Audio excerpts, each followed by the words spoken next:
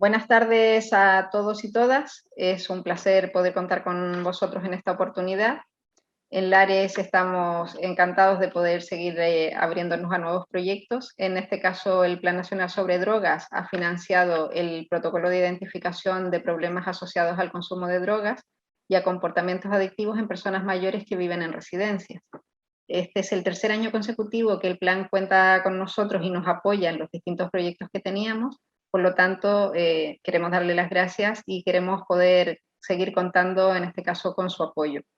Para esta presentación en concreto, quería comentarles un poco lo que es Lares, para que se hagan una idea. Nosotros somos una entidad que agrupan ahora mismo alrededor de 1.050 centros y servicios. Estamos en las 17 comunidades autónomas. Tenemos servicios de residenciales, servicios de ayuda a domicilio, de respiro familiar, servicios de comida a domicilio. Cada vez nuestros centros se están abriendo más a lo que son centros multiservicios para poder trabajar con la comunidad. En este espacio hemos visto que había una carencia respecto de estas detecciones o este diagnóstico para el ingreso en las residencias. Por lo tanto, nos hemos aventurado un poco a generar este proyecto nuevo y hemos contado con el experto, en este caso, en temas de drogas, comunicador social, Javier Martín Nieto, a quien tenemos aquí para que más o menos nos vaya orientando y diciendo cómo se ha ido trabajando en el protocolo. Luego, después de la exposición que tenga Javier, haremos alguna ronda de preguntas. De todas maneras, avisamos también que que tendremos luego disponible en la página web la grabación de la jornada. Así que, Javier Martín, cuando quieras, puedes empezar. Lares hace ya varios años que entró en un proceso de modernización y de adaptación a las nuevas necesidades de la sociedad y ha comenzado a desarrollar una serie de programas innovadores y a nuevas estrategias que pretenden diversificar sus proyectos, sus programas, todos ellos orientados a la mejora de la calidad de vida de las personas mayores y dependientes. Una de estas líneas de trabajo hace ya 3 años fue el comenzar a trabajar con programas que relacionaban personas mayores y consumo de drogas. Durante años parecía que el consumo de drogas, recordemos que es el principal o uno de los principales problemas de salud pública de este país, estaba solamente relacionado con adolescentes y con jóvenes. La realidad no decía eso. Sabíamos desde siempre que había personas adultas y personas mayores que tenían algunos problemas asociados a este consumo. Y en los últimos años también se han detectado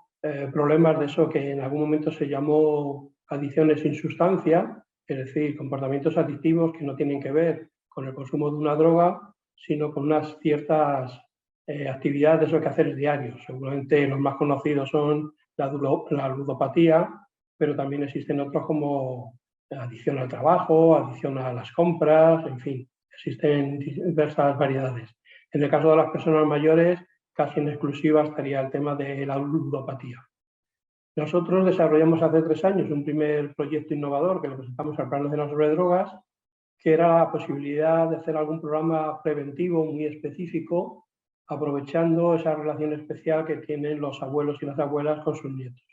Y planteamos un programa innovador que era desarrollar una guía y una serie de herramientas, y también hicimos unas pequeñas formaciones muy específicas, muy concretas, pero muy prácticas, orientadas a dotar de herramientas a personas mayores, que pueden ser los abuelos, para que supieran que podían tener un papel activo en la prevención de problemas asociados al consumo de drogas a sus nietos. El primer año fue un proyecto que tuvo bastante repercusión. Nosotros estamos muy satisfechos del desarrollo del mismo. Además, tuvo una amplísima repercusión en los medios de comunicación, que cuando lo conocieron se hicieron eco porque consideraban que era un proyecto bastante innovador. El segundo año presentamos el mismo proyecto al Plan Nacional sobre Drogas, que lo volvió a financiar, y aprovechamos ese año pues, para desarrollar lo que había sido un proyecto piloto muy localizado en 3 comunidades autónomas, para ampliarlo y desarrollarlo en una serie de comunidades autónomas diferentes para que su repercusión fuera ampliando, sobre todo geográficamente. El programa ya está consolidado, sigue en cierto desarrollo propio, y nos planteamos presentar al plan un nuevo programa innovador, dando una pequeña vuelta, es decir, no estirando ese programa que ya podía tener vida propia y que ya era un poco simplemente ampliarlo, desarrollarlo más, darle más cobertura y hacer una presentación más extensa. Nos planteamos algo que vemos en nuestra realidad del día a día en las propias residencias. Las personas mayores no son ajenas a los problemas que acucian al resto de la sociedad. Y los problemas asociados al consumo de drogas y esos comportamientos adictivos sin sustancias, pues están presentes en la sociedad. Son importantes, se ha trabajado mucho en los últimos años, pero son muy importantes. Y esos problemas no desaparecen cuando se cumple una cierta edad o cuando se pasa a vivir de un domicilio a una residencia. Siguen existiendo. Es verdad que no son problemas mayoritarios, pero sí son problemas que están presentes y de los que tenemos casos y conocimientos. Hicimos una primera, digamos, análisis, un pequeño diagnóstico de qué había sobre este tema y vimos que había muy poquita información, muy poquitos estudios, estaban muy poco desarrollados. Y nos planteamos presentar al plan pues, la posibilidad de desarrollar como un protocolo para cómo detectar este tipo de problemas en las residencias. Tanto a la hora de ingresar una persona que llega nueva a una residencia, que se podría hacer para intentar anticiparse a esos problemas si van a surgir a medio o a largo plazo, como las personas que ya estaban viviendo en la residencia, cómo poder hacer un tipo de programa preventivo, un protocolo que nos permitiera, sobre todo a los profesionales y a los directivos de las residencias, el detectar este tipo de cuestiones. Y nos pusimos en marcha a ello, elaboramos un proyecto y se lo presentamos al Plan Nacional sobre Drogas, que tuvo a bien financiarnos en el tercer año que nos financia ALARES para desarrollar un proyecto, con lo cual estamos muy satisfechos y muy agradecidos. Y pusimos un poco en marcha todas las herramientas. Se da la circunstancia de que hace 2 años, en la presentación de la guía de los abuelos preventores que hicimos en la propia sede del Plan Nacional sobre Drogas, pusimos de manifiesto en la jornada final de presentación que nos resultaba curioso que España, que tenía muy buena información sobre drogas, a través de varias encuestas que se realizan, edades y estudios, tiene buena información, pero que esa información solo recogía datos hasta personas que tenían 64 años. De ahí para arriba no existían datos. Eso hace un montón de años, a lo mejor varias décadas, pues no hubiera sido muy relevante. Pero hoy la edad media de la esperanza de vida de los españoles está por encima de los 80 años, con lo cual es un periodo de tiempo muy largo, de más de 20 años, sobre los que no se tenían datos, que las personas tienen una vida activa y nos parecía relevante. Y manifestamos esto en la presentación de la jornada. Curiosamente, ya la representante del Plan Nacional sobre Drogas nos dijo que también habían detectado ellos esa situación y que estaban poniendo en aquel momento en marcha el realizar alguna encuesta específica. Hoy tenemos que decir, 2 años después, que tanto la demanda que planteó Lares en aquel momento como la promesa que lanzó la representante del Plan Nacional sobre Drogas, pues han sido ya puestas sobre la mesa. Y hace unos meses se presentó el primer estudio, la primera encuesta, sobre consumo de sustancias psicoactivas en personas de más de 64 años. Nos parece que por primera vez tenemos datos que podemos utilizar para el conocimiento de la realidad de este sector de la sociedad, que se unen al conocimiento que tenemos nosotros de manera vicaria al trabajar en las residencias. Ha sido muy satisfactorio el ver que se han ido confirmando muchas de las sospechas que teníamos y nos ha permitido desarrollar buena parte del protocolo que nos habíamos planteado tener y poner a disposición de las residencias para esta detección. ¿Qué se pretende con ello? Bueno, se pretende esas pequeñas cuestiones que van a surgir en estas personas mayores que viven en residencias y que puedan tener algún tipo de dificultad por el consumo de alguna sustancia activa, psicoactiva, sean legales o ilegales, y algún comportamiento de carácter adictivo que pueda detectarse y que se esté dando. Es evidente, para comenzar este protocolo, que lo primero que hay que señalar es que, aunque los medios de comunicación muchas veces transmiten que las residencias es como una cosa única, que es un sitio donde están personas mayores o en algún caso dependientes, pero en realidad hay una tipología muy amplia de las residencias,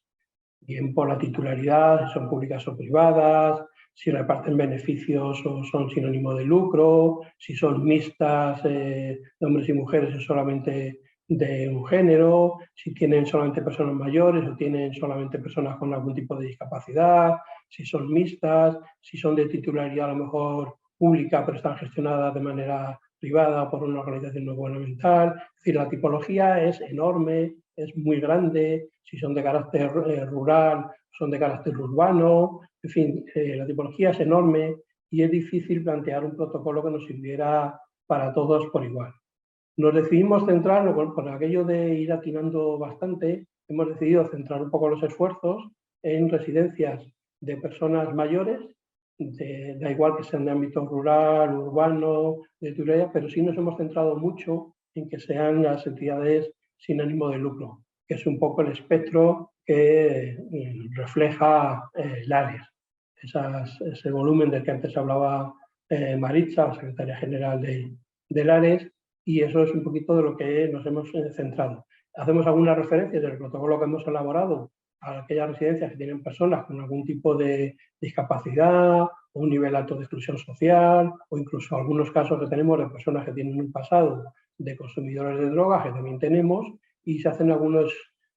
llamamientos o algunas consideraciones específicas sobre ellas. Pero, digamos, nos hemos centrado mucho en las personas mayores que viven en residencias. Y es evidente que este tipo de cuestiones, para poder abordar qué se podría hacer en el caso de detectarlo, se enfoca sobre todo a esas personas que están viviendo en residencias, pero que tienen una capacidad muy grande para poder salir de la residencia. Las personas que las hay, que viven permanentemente en la residencia, que no salen fuera, o bien porque incapacidad, porque no les apetece, porque no quieren, porque no tienen familiares que vayan a buscarles de vez en cuando para sacarles. En fin, esas personas están bastante controladas. En las residencias no se puede en general fumar, no se puede consumir alcohol, es difícil que vayan a entrar drogas de carácter ilegal, con lo cual había un control bastante regular y sería difícil que se dieran este tipo de circunstancias. Pero hay una serie de personas que viven en una residencia como si fuera su vivienda. De hecho, el objetivo de la residencia es convertirse en domicilios, en casas, en el alojamiento, digamos, familiar de estas personas, pero están en condiciones de poder salir habitualmente fuera, a dar paseos, en fin, a moverse, a poder interrelacionar con gente que esté fuera de la residencia, y esas son las personas que sí van a tener acceso o que pueden estar en algún momento en contacto con circunstancias, personas o locales donde puedan fomentarse o donde pueda darse el consumo de este tipo de sustancias, ya digo, tanto sean legales como ilegales, como esos tipos de comportamientos adictivos, sean máquinas tragaperras, casas de apuestas, que cada vez parece que hay más por la ciudad, y nos hemos centrado mucho en ellas. ¿Cuál es un poco el objetivo? Bueno, pues el objetivo es dotar, hemos hecho un documento muy flexible que permita a las residencias, a los equipos técnicos de las residencias, mediante una serie de preguntas, tanto cuando alguien va a entrar como en el seguimiento de las personas que ya están viviendo dentro, hacer un pequeño seguimiento sobre este tipo de cuestiones, evitando siempre preguntas muy directas que pueden sonar un poco acoso, que puedan parecer un poco incluso agresivas, en plantearles, le vas a preguntar a alguien si consume drogas. No se trata de eso, sino una serie de preguntas que nos permiten ir poniendo en el contexto. Pues cuando alguien va a entrar nuevo, se trata cuando recogemos su historial, el médico, sanitario, psicosocial, en fin, un poco depende de dónde venga, si viene acompañado de la familia, si es una derivación de otro lugar, pues tenemos una serie de datos sobre esa persona y se trata de incorporar una serie de preguntas básicas, pues si le gusta comer con una copita de vino, si tiene costumbre de tomar café, té, si le gusta jugar a la quiniela, a la 11 y a la lotería,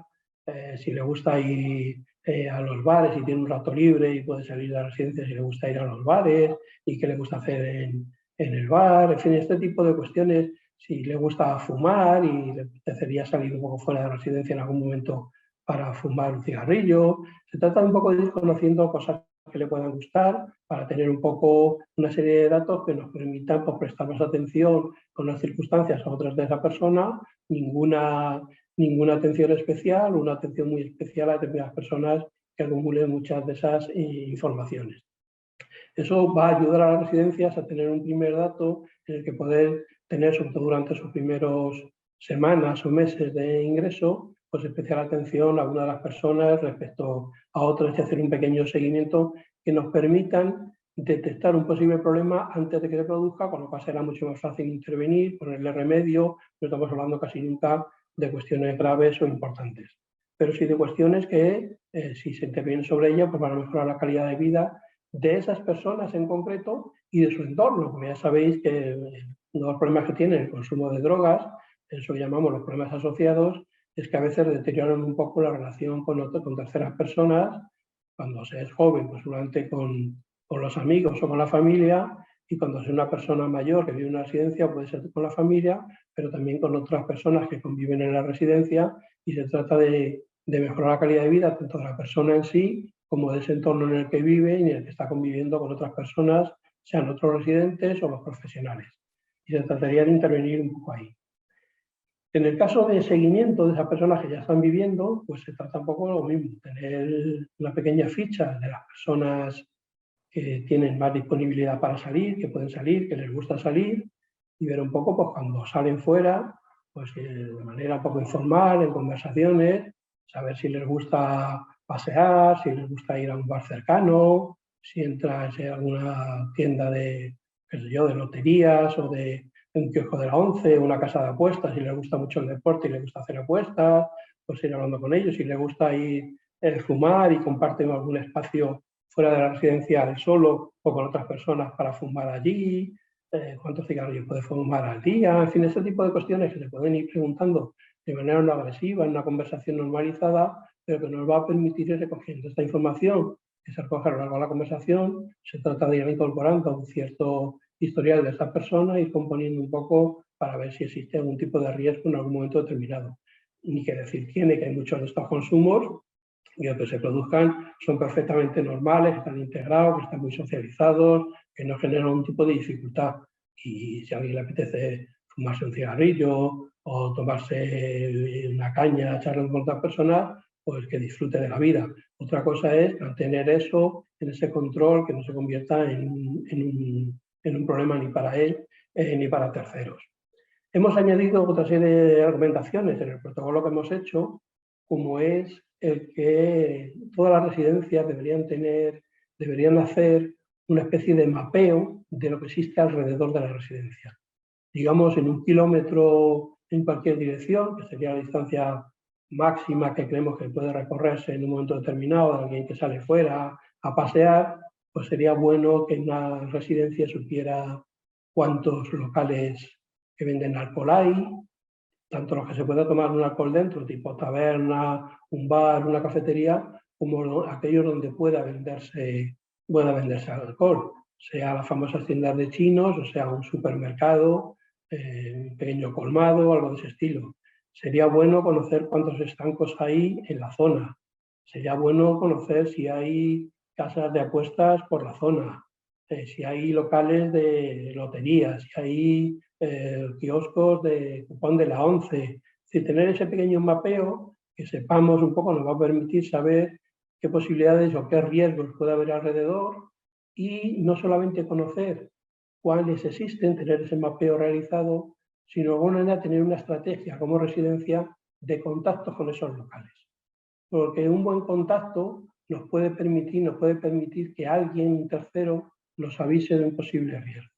Si tenemos una buena relación con una cafetería que está a 300 metros, pues seguramente podemos hablar con los dueños o con los camareros, presentarnos, decirles que somos la residencia, que pueden ir a veces personas de la residencia y a tomar algo, que serán, en fin, que para nosotros no hay ninguna dificultad, pero que si un día ven que hay una persona pues que pide más de varias copas o que pone resistencia a irse cuando ya se está cerrando, una serie de circunstancias, pues si tenemos una comunicación fluida con ellos, pues seguramente pensarán que para nosotros no hay ningún problema, pero ellos podrían detectar un problema que a lo mejor nosotros no hemos detectado y que nosotros, en una visita que hagamos de vez en cuando, para charlar con ellos mientras hacemos un pequeño gasto, que también lo verán como algo agradecido, pues charlar y decir que si algún día hay cualquier dificultad o ven algo un poco raro, que nos avisen, estaremos muy agradecidos, que es por el bien de todos, y seguramente en algún momento determinado pueden ser un buen colaborador, alguien que nos avise de una circunstancia que pueda anunciar futuros problemas. Eso podemos hacerlo pues, con las tiendas, podemos hacerlo con el bar, con la taberna, con la cafetería, con la casa de apuestas. Es decir, se trata de mantener ese mapeo vivo, que no solamente sea, digamos, un dibujo en un plano en el que tenemos señalado dónde están ese tipo de locales y circunstancias, sino algo con quien tenemos una persona de contacto, a quien podemos llamar por teléfono, un día podríamos llamar para preguntar si está ahí alguna persona de residencia que de momento no le localizamos, que nos puedan llamar ellos con total confianza, decir, tengo una persona aquí, ya me ha pedido 3 cañas y quería que lo supierais, es decir, que sea algo fluido y que tenemos un contacto fluido con ellos. Vemos que con esta serie de características hemos elaborado un pequeño protocolo que es muy flexible. No hemos hecho un documento, digamos, rígido de aplicación para la residencia, sino son una serie de recomendaciones y de normas que ponemos a disposición de cada residencia para que las adapte a su entorno, a sus propias características y que las aplique como pueda. El objetivo final no es otro que intentar solucionar un problema que es muy minoritario, pero que existe en algunos casos y que nos podría permitir adelantarnos a esta dificultad. En el caso de residencias que tienen personas con algún tipo de discapacidad, ahí se juntan diferentes colectivos, personas que tengan algún tipo de carencia física, de carencia de una enfermedad mental. También hay personas que han tenido niveles de marginación muy elevados y personas que han tenido un cierto consumo problemático de drogas en el pasado. Bueno, este caso es un poco ya más específico, ahí ya los equipos técnicos de estas residencias conocen mucho más cómo intervenir en estos casos. Creemos que a ellos también les puede resultar útil algunas de las cosas que se les plantean en este protocolo, pero algunas residencias nos consta que ya tienen protocolos más elaborados, más específicos, pensando en el colectivo con el que llevan años trabajando. En cualquier caso, se pone a su disposición. El ARES, como siempre hace con estas cuestiones, no ha hecho un documento de obligado cumplimiento, sino que pone a disposición de toda su red de residencias una serie de conocimientos y una serie de herramientas que creemos que pueden permitir mejorar la atención a las personas que viven en las residencias y a todas aquellas familiares, profesionales, que les puede ayudar un poco en el seguimiento y control de las personas que están viviendo en las residencias. ¿Cuál es el objetivo de todo esto? Bueno, dar un paso más en la calidad de vida de estas personas. Se trata de que vivan con normalidad cuál es su día a día, las que puedan salir de la residencia, las que no puedan salir de la residencia, las que tengan algún tipo de consumo normalizado, las que no lo tengan. Es decir, se trata de vivir todo eso con normalidad y sí intentar tener alguna herramienta que nos permita detectar posibles problemas que puedan surgir en el futuro. ¿Son pocos casos? Sí. ¿Son inexistentes? No, existen. Y se trata de, aunque no afecten a muchas personas, cuando a veces se pone en marcha un programa a lo mejor de prevención del consumo de drogas en adolescentes o jóvenes, pues se piensa en miles y miles de personas. Bueno, esto es una cosa mucho más específica, más pequeñita, pero que sí se actúa sobre problemas, sobre personas reales que existen. Los datos de esa primera encuesta que decía que había hecho por primera vez el plan, bueno, pues ponen de manifiesto algunas cuestiones. Primero es que el consumo de sustancias sigue existiendo mucho más allá de los 64 años, de hecho sigue existiendo hasta donde hay registros. Se detecta que la principal sustancia de consumo, detectó esta encuesta, sigue siendo el alcohol en personas mayores, con una salvedad. Entre los 64 y los 75 años es claramente el alcohol y a continuación están los hipnosedantes. A partir de los 75 años comienza a invertirse esa relación y el alcohol va desapareciendo, va disminuyendo y en cambio el consumo de hipnosedantes va aumentando. Ni que decir tiene que este protocolo también tiene en cuenta el consumo de medicamentos. Los medicamentos en la mayoría de los casos van a estar recetados por médicos, se asumen como que es parte del tratamiento de la persona, pero sí es bueno que los equipos técnicos sepan cuál es el consumo de sustancias psicoactivas recetadas por los médicos. Porque algunas de esas sustancias tienen efectos, y es bueno saberlo, y otras de esas sustancias generan problemas cuando se mezclan con otras cuestiones. Hay algunos medicamentos que consumidos junto al alcohol pues hacen modificar el comportamiento y sobre esas personas hay que tener un mayor control sobre el consumo de esa caña, de ese vinito que pueden tomarse fuera de la residencia por el tipo de medicación que tienen. Todos estos datos van a permitir a todos los equipos técnicos tener un cierto historial, llamémoslo psicoactivo, de consumo de psicoactivos o de comportamientos adictivos. porque en los últimos años, seguramente existía antes, pero se hacían pocas investigaciones, los problemas asociados, sobre todo al juego, a la ludopatía, están creciendo y están creciendo. Y no es inhabitual encontrar gente mayor a veces en los bares jugando a las tragaperras, echando un montón de monedas, pasando allí mucho tiempo. Es verdad que hoy por hoy en las casas de apuestas que van creciendo de manera casi exponencial por nuestras ciudades, se ve mucha más gente joven, adolescentes y gente joven.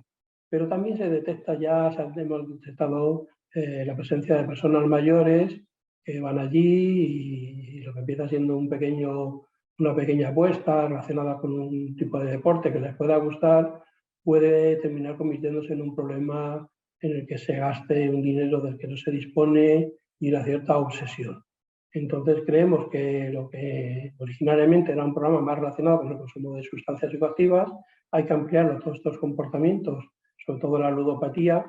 porque cada vez es más frecuente y pueden existir locales cerca de nuestra residencia que permitan,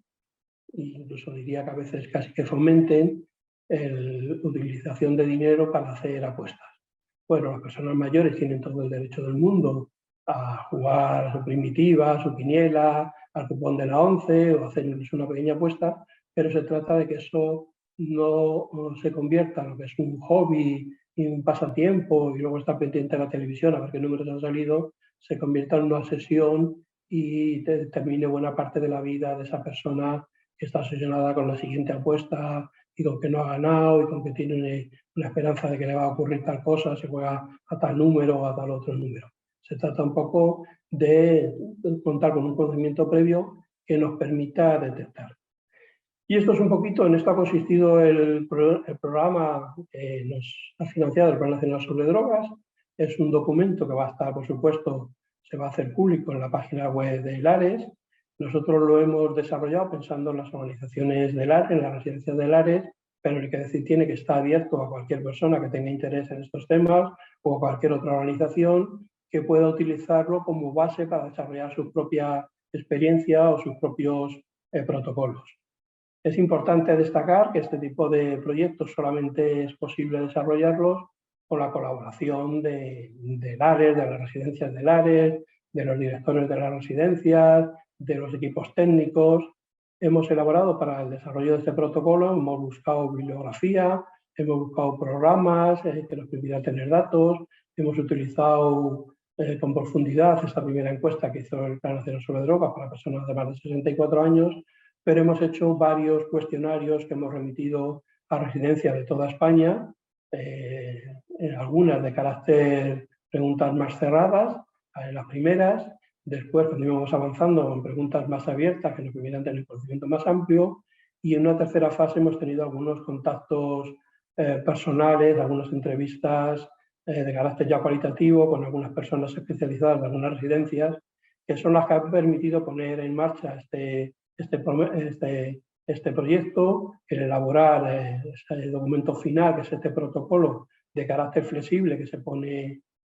a disposición de todas las organizaciones y que a partir de hoy, de la fecha de hoy, se va a difundir ampliamente tanto en las herramientas de comunicación de Lares como un envío directo a las propias organizaciones para que dispongan de esta herramienta que ya decimos, hemos dicho varias veces a lo largo de esta presentación, es un documento flexible que cada organización, cada residencia puede adaptar a sus necesidades, a sus circunstancias, a sus características. Y este es un poco el objetivo, poner en marcha una pequeña herramienta que seguramente dentro de 2 años o 3 años, o incluso ya el año que viene, pues podrá ser mejorada con aportaciones que nos vengan de las distintas residencias y con casos reales en los que la intervención en casos concretos nos permitan ir creciendo y mejorando este protocolo. Es un documento flexible, pero es un documento abierto que esperamos que vaya mejorando en los próximos años. Nos parece que es un proyecto bastante innovador sobre una cuestión y un colectivo sobre el que no se había trabajado y nos parece que en el ámbito de las drogas la intervención social tiene que ser cada vez más completa, no dirigido a grandes colectivos, sino a colectivos más específicos para los que se puedan desarrollar programas muy específicos, muy especializados y que nos permitan avanzar en intervención en este tipo de cuestiones que, recordemos, es uno de los principales problemas de salud pública del país.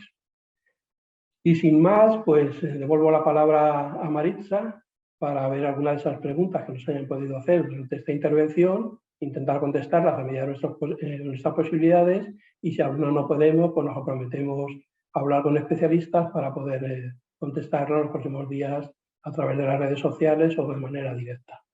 Un saludo. Muchas gracias, Javier, por tu intervención, siempre tan clara, siempre abriéndonos nuevos horizontes en este sentido. La verdad es que respecto de todo lo que comentas, que me parece muy interesante, me surgen algunas dudas tanto a mí como a la gente que nos está escuchando, que te las voy a ir trasladando un poco, digamos, no quiero hacer de el listado de preguntas completas, sino que si te parece, te voy preguntando una a una y las vas respondiendo en la medida que puedas, ¿vale? Mira, una de las primeras, que esta sí que es un poco de cara a esto que normalmente se entiende. Yo creo que cuando hablabas y comentabas que se había realizado un diagnóstico, que se había trabajado con distintas residencias a nivel de toda España, una de las primeras dudas que surge es cómo fue de alguna manera la reacción de los profesionales a la hora de trabajar este tema, porque en general, pues la asociación que se hace primera de decir personas mayores y algún tipo de adicciones como que desencaja un poco, ¿sabes? Entonces, ¿cómo fue la respuesta de los profesionales en ese sentido? Si se sorprendían o no a la hora de dirigirse a ellos con respecto a poder hacer este protocolo o a hablar o a relacionar a las personas mayores con el tema de las adicciones, ¿cómo se recibió? Bueno, muy buena pregunta. Pues digamos que fue una respuesta como la que se daría en el resto de la sociedad, o incluso el propio Plan Nacional sobre Drogas cuando le planteamos el proyecto, ¿no? Hay una especie de relación casi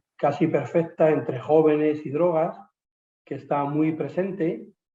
Los datos no dicen eso, los datos reflejan que hay niños de 12 años que ya tienen consumos de drogas y tenemos personas de 70 o 75 que siguen consumiendo sustancias psicoactivas. Pero durante muchos años, en buena parte por los medios de comunicación, pero en buena parte por los propios mensajes que se han lanzado a veces desde la tribuna pública, las autoridades públicas, que se ha centrado mucho el problema en los jóvenes, en los adolescentes, los jóvenes en los adolescentes, y parece que nos hemos olvidado de los demás. Pero los demás estaban ahí, los demás colectivos. Entonces, cuando planteamos este tipo de cuestiones en las residencias, y más en un año tan complicado como este último que hemos vivido con la pandemia, con saturación, con equipos con muchas bajas, trabajando por encima de sus posibilidades, cuando de repente nos ponemos en contacto con ellos para decirles que estamos haciendo un programa innovador sobre consumo de drogas y personas mayores en residencias, pues a veces la primera respuesta fue un poco de estupor, la segunda de ¿y ahora esto? Pero curiosamente a medida que se avanzaba o se podía hablar con algunas de las personas, pues casi todo el mundo reconocía, aunque no era una cosa mayoritaria, pero todo el mundo recuerda una historia en los últimos años de algunos casos que han tenido situaciones de este tipo, ¿no? A veces con cuestiones muy suaves, como el tabaco, como un consumo de alcohol. Difícilmente no hay muchas experiencias de otras sustancias, pero a medida que la población va incrementando su edad y que hay unos consumos, por ejemplo, muy elevados de marihuana o de hachís, pues esa gente va a ir llegando. De hecho, algunos ya están llegando a residencias que hace 30, 35, 40 años que consumen este tipo de sustancias, que tienen una vida relativamente normalizada y que esa gente no desaparece a la edad, no van a dejar de consumir y ya algunos están llegando a... Entonces, ¿cómo se gestiona eso? ¿Cómo se va a gestionar eso dentro de las residencias? Hoy todavía en el caso de estas sustancias ilegales no es un gran problema, aunque ha habido algún caso, pero sí nos estamos anticipando algo que seguramente se va a ir dando en los próximos años. Y por otra parte está la presencia de ese consumo muy elevado que hay de personas mayores de psicofármacos. Además vivimos en una sociedad donde muchos de los problemas que hay se tienden a intentar solucionar mediante el uso de recetas. Los médicos recetan muchísimos fármacos para dolencias de carácter físico, pero también hay un consumo muy elevado, un recetario muy elevado de sustancias psicoactivas. Esas sustancias por sí mismos ya plantean algunas cuestiones que es importante que los profesionales reflexionen, y un programa como este les permite reflexionar sobre algo que ya tienen y que a veces a lo mejor no habían pensado mucho en eso, pero encima la relación de esa sustancia con otras, a lo mejor de uso legal, pues puede plantear cuestiones a tener en cuenta o a investigar, ¿no?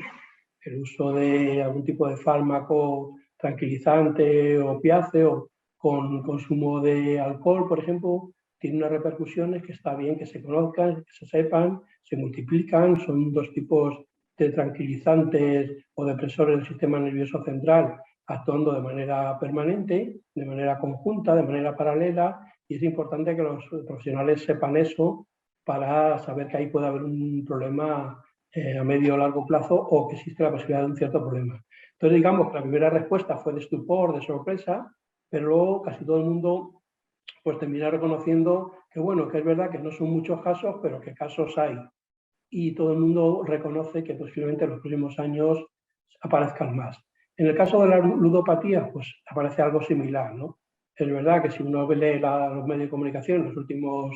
2 años, parece que las casas de apuestas se dirigen solamente a gente joven, que está ahí la gente joven y demás. Entonces sería un poco esa primera, bueno, eso tiene relación con la gente joven. Pero todos conocemos casos de gente bastante mayor que está en un bar, en una máquina tragaperras, echando monedas, monedas, monedas, y la gente que entra a residencias y que a lo mejor llega con ese comportamiento no va a desaparecer porque es una residencia. Si puede salir, terminará encontrando un local relativamente cerca que pueda entrar y moneda tras moneda esté un poco echando 8 monedas ahí. Entonces digamos que es una cosa que sorprendió al principio en la presentación, luego todo el mundo termina reconociendo que, bueno, que a lo mejor es importante estar ahí porque el problema está y los casos están, y además con la previsión de que en el futuro posiblemente esto crezca.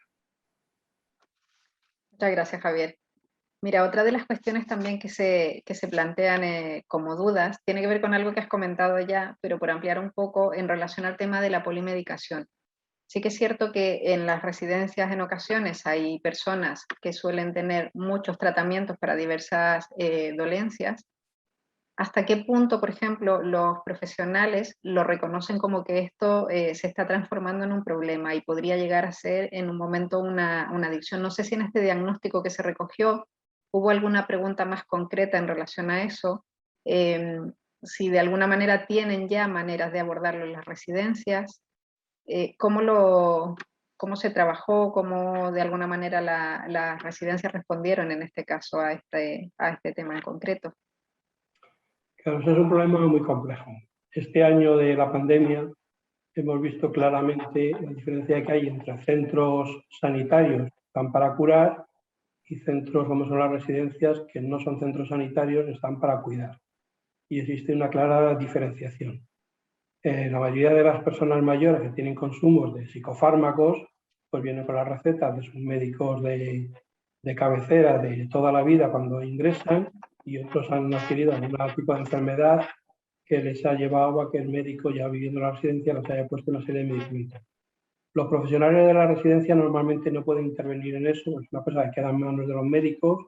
Normalmente los médicos que tienen las residencias, pues lo que hacen es seguir un tratamiento que ya viene desde fuera, se replica, y nosotros con este protocolo, que eso no podemos cambiar, nosotros no podemos, nos gustaría que hubiera más capacidad sanitaria en las residencias, pero eso no está en manos ni siquiera de las propias residencias, el modelo residencial que existe en España, pero sí nos gustaría que los profesionales fueran más conscientes de las implicaciones que tienen esas sustancias que están consumiendo. Estaría bien que las residencias tuvieran un poco un cierto detector de dentro de cada uno de los pacientes que están consumiendo, y que ante determinados consumos de tranquilizantes, ansiolíticos, en fin, este tipo de cuestiones, tengan como una voz de alarma que rápidamente se vea a través de un color, un código de colores, cualquier cosa. Esta persona tiene este consumo, se lo ha recomendado al médico, es decir, que está dentro de lo que debe seguir tomando, pero que sepamos que eso tiene algunas repercusiones sobre su comportamiento, porque los psicofármacos intervienen también sobre el comportamiento de las personas, y que hay que tenerlo en cuenta en su día a día, en su seguimiento, y sobre todo las posibles interacciones, algunas de ellas todavía están por estudiar, con determinadas sustancias, ¿no? Si alguna persona está tomando algún tipo de medicamento de carácter, digamos, estimulante, su sistema nervioso central, pues sería importante tener en cuenta cuál es su consumo. Si tiene un consumo muy elevado, por ejemplo, de café o de té o incluso de chocolate, porque es más de lo mismo, es decir, es incrementar ese tipo de estimulación sobre todo nervioso central. O si lo que tienes algún tipo de tranquilizante, el uso de algún tipo de tranquilizante, pues sería importante conocer si tienes ese consumo pues, de alcohol, porque al final es como incrementar. Hace unos años recuerdo, hablando más sobre gente joven, que uno de los mayores peligros que había, y muchas veces no se detectaba, era el consumo que tenían algunos adolescentes de alcohol, no muy grandes cantidades, con este tipo de bebidas energéticas, ¿no? Bueno, pues a veces el problema no está tanto en la cantidad que se está consumiendo de sustancias psicoactivas, sino la mezcla de distintas sustancias, todas ellas legales, pero de repente en un cuerpo joven tomar este tipo de sustancias casi, en fin, digamos, con un efecto similar a casi la cocaína, pero siendo legales y a veces incluso recomendándolas como cosas muy activas. El problema está cuando eso se consume con otro tipo de sustancias en las mezclas. Entonces nos parece que este tipo de cuestiones, que es difícil de abordar desde la residencia porque nosotros no tenemos capacidad de cambiar la medicación o de modificar la medicación que están tomando determinadas personas mayores, pero sí nos parece que es un elemento que debe ser más tenido en cuenta en el día a día sobre los profesionales, sobre todo en algunos casos, para conocer las interacciones tanto con otras sustancias como incluso la propia relación con su entorno, que en este caso el entorno no es tanto la familia vivir en una residencia, sino otras personas con las que conviven. Es importante recordar en todo momento qué medicamento, qué psicofármaco está estudiando esa persona y que a lo mejor esa relación, que en un momento determinado nos puede parecer extraña, está relacionada con un tipo de medicamento que está tomando porque debe tomar, pero que es importante que se reconozca en el día a día, no solamente a la hora de darle la medicación, que tiene importancia sobre su comportamiento. Tomamos nota de aquellas cosas que nos estás trasladando, Javier, que la verdad es que sí que son muy interesantes. Mira, en relación al diagnóstico, nos preguntan si si de alguna manera se puede saber más o menos si en este caso las residencias en general disponían de protocolo. Lo comentaste antes que en algún caso sí, pero más o menos si había más preponderancia que existiese algún tipo de protocolo de detección, en este caso de adicciones, si no lo había, o si había mucha diferencia, por ejemplo, en esto que comentaste también entre las las residencias que son de personas mayores y las residencias que a lo mejor atienden a personas en situación de discapacidad, que también conforman LARES, en este caso. En las residencias que trabajan con personas con algún tipo de problemática especial, normalmente la discapacidad, pero también algunas de personas con un nivel de marginación muy elevado, o ya decía antes, algunas incluso han tenido un cierto pasado, algunas sí tienen protocolos. Muy pocas los tienen por escrito. Digamos que el equipo de trabajo tiene, digamos, una forma de hacer, aunque incluso algunos casos que se les han dado en el pasado, de algún comportamiento extraño pues en un bar, por ejemplo, alguien a quien ha habido que ir a buscar, que nos han avisado de un bar. Entonces ya tienen un cierto protocolo, saber, porque ya lo han hecho en el pasado, cómo tienen que intervenir, cómo tienen que trabajar el equipo, cómo se trabaja de una manera muy integral, es decir, no se trata de un solo profesional, sino que se reúne el equipo, pero pocas lo tienen un poco por escrito. Nosotros lo que animamos es que a raíz, digamos, de esta propuesta que hace LARES, que eso lo dejen por escrito para que los siguientes miembros de los equipos técnicos se vayan incorporando, puedan leerlo, puedan dar, incluso que luego se pueda evaluar cómo se ha aplicado ese protocolo, porque el objetivo de esto es ir a una mejora continua. No hay un protocolo que sea perfecto, el protocolo podrá ser perfecto en un caso y el día siguiente intervenimos con otro y para eso no sirve tanto, entonces se trata un poco de ir aprendiendo. En el caso de las residencias de personas mayores, alguna ha hecho en su ficha de ingreso, pues se han preocupado, por ejemplo, de algunas sustancias médicas que consumen. Casi ninguna tiene en cuenta este tipo de otras preguntas de estas sustancias, digamos, no medicalizadas, no médicas de consumo. Es verdad que en el día a día van viendo pues, que de repente hay dos o tres personas que salen a fumar fuera y tienen el control y quiénes son las gente. Así que hay un cierto conocimiento de lo que ocurre, pero no está protocolizado. Y nosotros lo que creemos es que las organizaciones, todo este tipo de cuestiones, deben de tener una cierta documentación por escrito que vaya dejando el aprendizaje. Primero que sepamos cómo hacer, después que sepamos cómo hay que actuar, cuál es la función de cada miembro del equipo, cómo se gestiona, en qué tiempos, y después cada vez cuando haya una intervención, pues se trata de en la tranquilidad de haber pasado ya unos cuantos días, vamos a evaluar qué pasó y si podemos mejorar en algo. A lo mejor la respuesta es, pues, oye, nos ha salido muy bien, estamos muy contentos, lo mejoraremos. Pero en otros casos, oye, pues esto podríamos haber hecho de esta manera, o para esto es mejor esta otra persona del equipo técnico, o racionamos un poco tarde, o no hicimos caso a esta cosa que ya se nos había anunciado. Es decir, se trata de ir un poco aprendiendo. Nosotros sobre todo lo que animamos es que este protocolo se convierta en algo que está por escrito, y ni siquiera que sea un protocolo como tal, como lo que nosotros planteamos aquí, que al final del protocolo hay una serie de anexos con una serie de propuestas que hacemos de intervención. De lo que se trata sobre todo es de que eso lo puedan integrar en los protocolos que ellos ya tengan, por ejemplo el de acogida. No se trata de un protocolo específico para este tipo de cuestiones, sino si la residencia tiene un protocolo de acogida, pues que parte de las preguntas que nosotros planteamos o de las cuestiones las pueda integrar ahí, de tal manera que sea y que quede un poco por escrito. Sí nos parece novedoso, porque así no hemos encontrado residencias que lo tengan, ese mapeo sobre su entorno. Nos parece que es un elemento que en los últimos años está teniendo una amplia difusión en las intervenciones sociales, el conocer el entorno en el que nos movemos. Por una parte, que es lo que nosotros más señalamos en el protocolo, para conocer los posibles riesgos. Donde hay, pues lo que decía antes, por una parte bares, casas de apuestas, tabernas, estancos, pero también hay que incluir ahí, por ejemplo, si hay algún espacio al aire libre donde se junte gente para fumar o para beber, porque en algún momento determinado alguno de los residentes puede hacer casas de lugar. Así que no solamente se trata, digamos, de tiendas formales, sino también de estos espacios un poco informales. Pero también de la parte positiva que podríamos utilizar. Una residencia debería saber si hay centros sociales, si hay centros culturales, si existe algún cine, algún teatro, algún sitio donde se pueda ir a hacer música. Es decir, sería bueno que conocieran muy bien su entorno, tuvieran una relación antes, hablábamos de una relación fluida que nos permita contar con colaboradores externos a la residencia, a veces para detectar un problema asociado al consumo de drogas, pero eso tiene otras repercusiones. También para hacer alguna actividad lúdica en colaboración, coordinación con alguna entidad, alguna asociación de carácter cultural, de carácter social que exista en el entorno. Nosotros creemos que en las residencias muchas veces decimos que tienen que ser transparentes.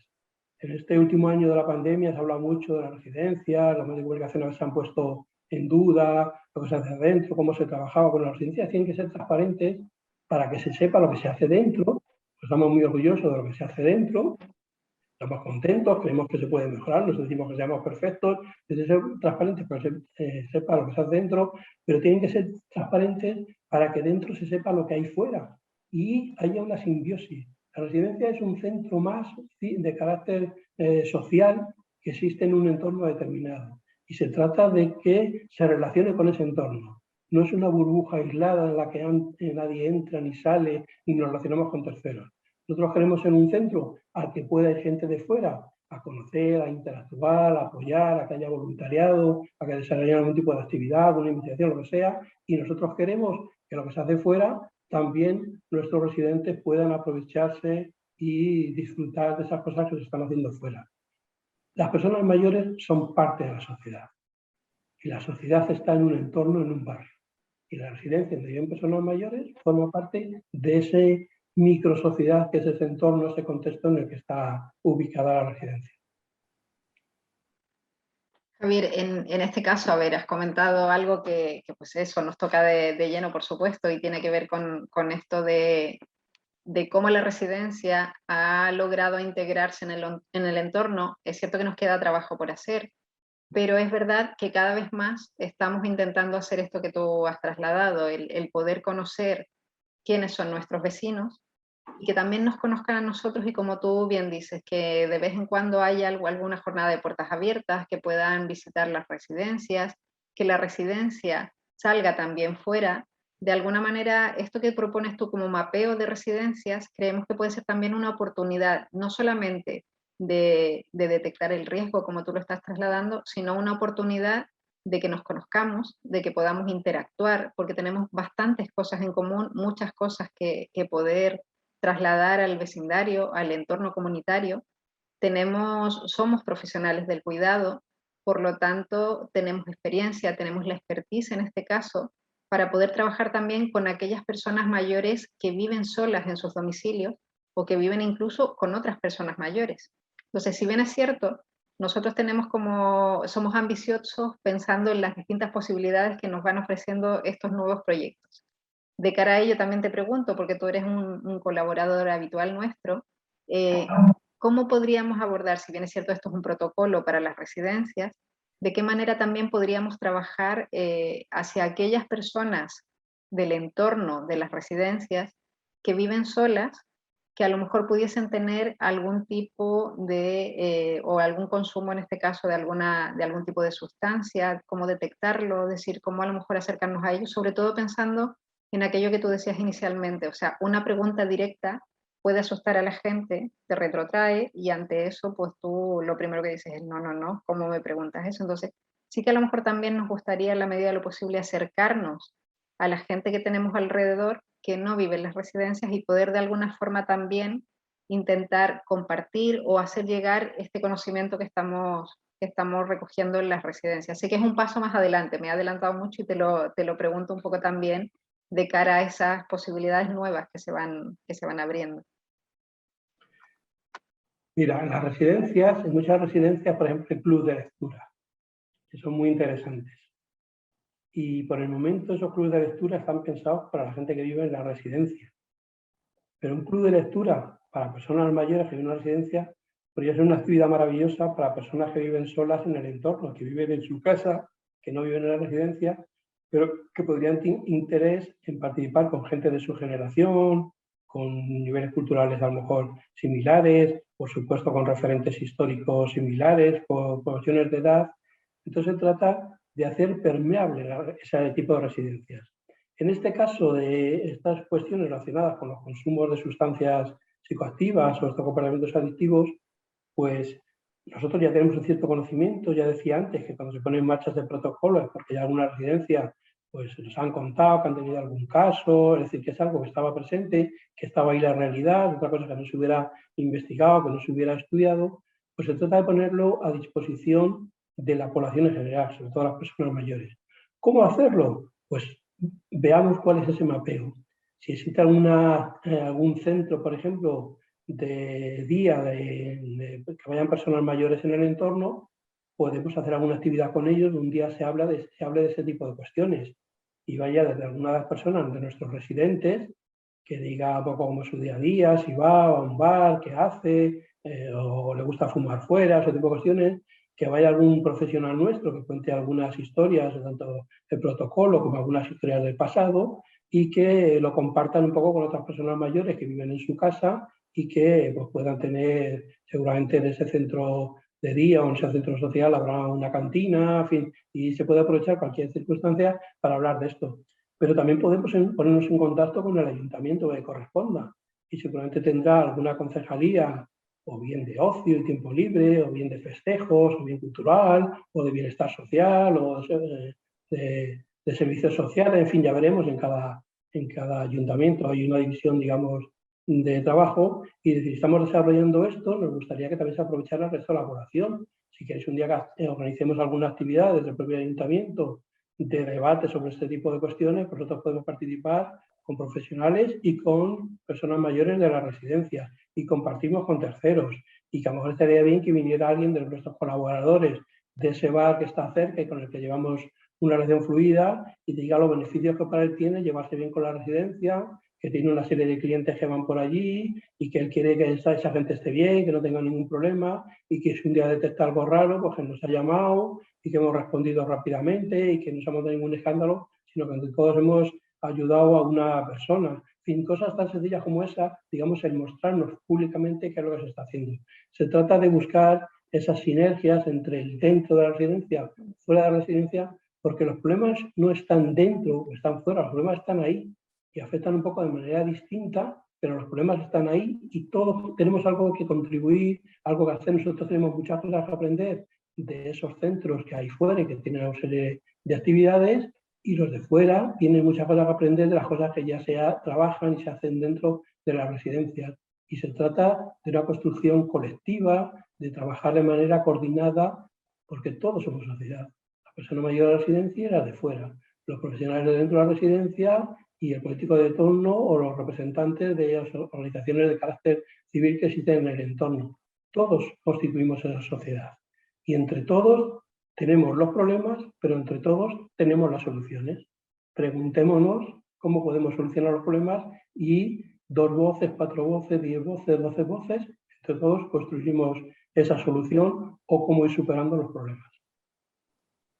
Muchas gracias, Javier.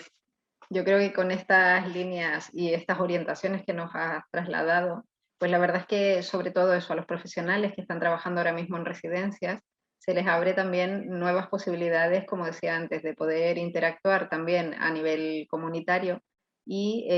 pues yo qué sé, con nuevas posibilidades, como tú bien decías. Nosotros trabajamos en muchas de las residencias a nivel nacional en el proyecto de Lectura Fácil, que es un proyecto que se está desarrollando internamente en las residencias. Este año sí que tenemos una apertura distinta y estamos trabajando también en este caso en el territorio de Asturias, en alguna biblioteca. Lo hemos abierto un poco y eso también se va a tratar de trabajar en otros territorios, por lo tanto creo que es una oportunidad poder vincularlo también a este proyecto, generar estas sinergias que tú trasladabas y que de alguna manera podamos ir amplificando los beneficios que puedan ir teniendo los distintos proyectos que estamos desarrollando. Mira, las otras preguntas son simplemente preguntas como más prácticas, entre ellas tenemos si van a recibir las personas que han participado en la jornada, si van a recibir el enlace de la jornada, que digo desde ya que sí, lo enviaremos, pues yo creo que eso mañana o pasado mandaremos a todo el mundo que se ha inscrito en la jornada el enlace para que puedan visualizarla. La jornada de todas maneras también va a estar colgada en la página web. Nuestra página web es www.lares.org.es. De todas maneras también en ese espacio tenemos la posibilidad de dejar abierto una especie de chat o de intercambio de preguntas para que todo aquel que en realidad, pues si surgen preguntas posteriormente, que las podamos contestar ya sea a través de correo electrónico o buscaremos un espacio para organizarlo a lo mejor para que quede como preguntas frecuentes quizá en la propia página web por si alguien quiere hacer una búsqueda de algunos temas en concreto. Yo, por nuestra parte, Javier, quería agradecerte, como siempre, tu disposición para estar con nosotros. Gracias porque todo lo que nos has comentado es muy interesante, nos abre nuevas perspectivas. Y bueno, ya sabes, Lares, en general contamos contigo, así que por lo tanto siempre es un gusto poder contar en estos espacios con tu experiencia, con tu sabiduría y pues nada, hasta aquí dejamos la jornada. Gracias a todos los participantes. Volvemos a agradecer también al Plan Nacional sobre Drogas por la oportunidad que nos da al financiarnos los distintos proyectos que estamos presentando. Y como comentábamos antes, cada proyecto que estamos presentando al Plan Nacional de Drogas resulta muy llamativo porque lo vinculamos con personas mayores, que es una cuestión que la gente en ocasiones no se plantea, pero que es verdad que no podemos dejar de tenerlo en cuenta, considerando que en realidad la gente que vamos caminando a hacernos mayores, pues tenemos también otras formas de vivir, hemos tenido otras experiencias distintas a lo mejor de las que tenían antes las personas que nos han antecedido, por lo tanto yo creo que tenemos que ir preparándonos para lo que nos va tocando y en este sentido, pues eso, investigar, ir sondeando, haciendo diagnósticos nos permite también llegar a esto a buen puerto o llegar un poco más preparados en ese sentido. Así que por lo tanto, pues nada, muchas gracias a todos, seguimos en contacto y como digo, la información estará colgada en nuestra web. No sé si quieres comentar alguna cosa más, Javier. No, agradecer a Lares una vez más la oportunidad que me da de participar en estas cuestiones que me gustan, me interesan y que me permiten crecer como persona. Gracias. Muchísimas gracias, Javier. Gracias a todo el mundo.